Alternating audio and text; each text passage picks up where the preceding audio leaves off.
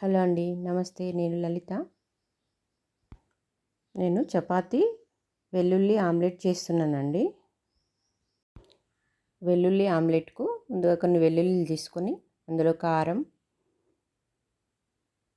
సరిపడా ఉప్పు కూడా వేసి మెత్తగా దంచి పక్కన పెట్టుకోవాలండి.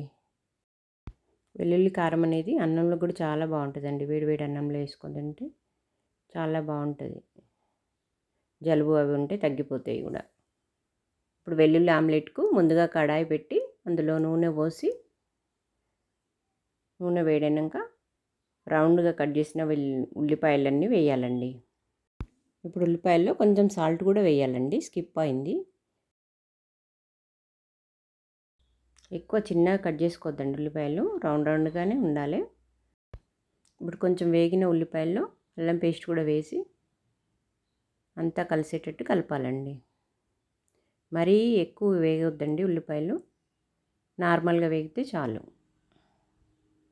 ఇప్పుడు వేగిన ఉల్లిగడ్డల్లో 3 కోడిగుడ్లు కొట్టి వేసుకోవాలండి. మన ఇష్టం ఎన్నైనా వేసుకోవచ్చు. నేను 3 వేసాను. ఇప్పుడు మూత పెట్టి కాసేపు ఉడకనివ్వాలండి. కొద్దిసేపు ఉడకనిచ్చి మూత తీసి వెల్లుల్లి కారం దాని మీద పెట్టేసి స్పూన్తో అప్లై చేయాలి మొత్తం ఆమ్లెట్ అంతా.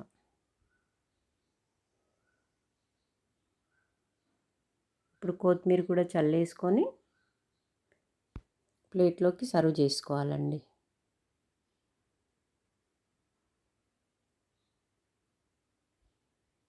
దీన్ని చపాతీతో తింటే చాలా బాగుంటుందండి.